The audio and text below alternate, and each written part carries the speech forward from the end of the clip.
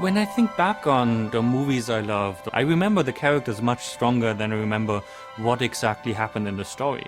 I want to live that adventure again with them. Now with VR for the first time, you can actually be with that character.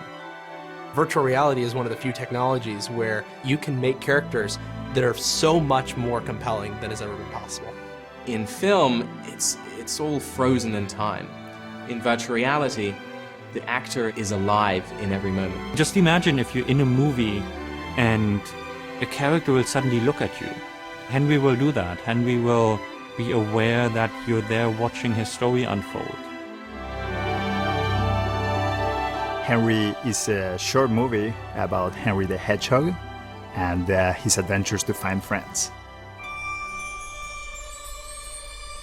I like seeing people's faces light up when they put on the headset for the first time and go in. I wanted to be in the same room with some of the characters I loved working on, and I want to feel that empathy with the character. Empathy in VR is the most important field that we need to explore. Our empathy for him will increase so much more because Henry is right next to you. We will be more surprised by the story because it doesn't feel scripted. The bar in virtual reality is higher for making a character feel like they're actually in the same space with you. Like not a pre-recorded character in a game or a pre-recorded actress doing the fifth take in some movie. Henry now performs as if he's real, and you question yourself, is Henry doing that because I'm here? This sense of presence, being there, where you see somebody, maybe it's a character in a story, that turns and connects with you. Those spark emotion that you can only get in VR. When we grow up, we kind of forget that as kids, these characters in the films we watch, they're alive.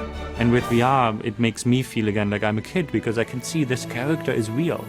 All of a sudden I had this hedgehog alive in front of me, looking at me, blinking, breathing. I felt for him. I had to care for him. People will love Henry. It's not that you're sitting in a theater watching it on a screen, you're in it. I mean, there's nothing more exciting than that.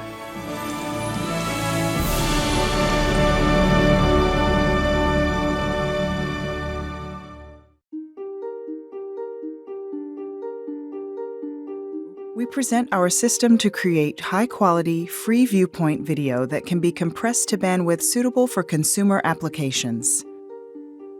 This example is a traditional Maori haka performance. We start by capturing performances with 106 synchronized RGB and infrared cameras on a calibrated green screen stage. We subtract the background to compute silhouettes, then schedule the data for processing. The first step generates a 3D point cloud starting with stereo depth maps from RGB and IR pairs. Points from these depth maps are merged and refined locally. Then the cloud is refined globally using a multi-view stereo algorithm. This result has over 2.7 million points with normals per frame. We're viewing tens of thousands of points in this scene. The next stage creates a watertight mesh per frame. We modify screen Poisson surface reconstruction to produce meshes constrained by the silhouettes. These meshes typically have topological artifacts and spurious components. To clean them up, we apply topological denoising and island removal. This result has over 1 million triangles per frame. Next, we determine which areas contain perceptually important details such as hands or faces. We preserve the quality of geometry and texture in these areas when we decimate the mesh to its target density. This example is reduced to 20,000 triangles per frame. We then establish temporal coherence by choosing mesh keyframes and deforming them to fit ranges of the performance. This coherence is critical for compressing mesh motion and textures. This example was split into 4 subsequences. The final step is to unwrap the meshes, generate a texture atlas, then compress and encode the data in a single streamable MPEG file at our target bitrate. This example is running at 12 megabits per second. Let's take a look at some example captures from our system.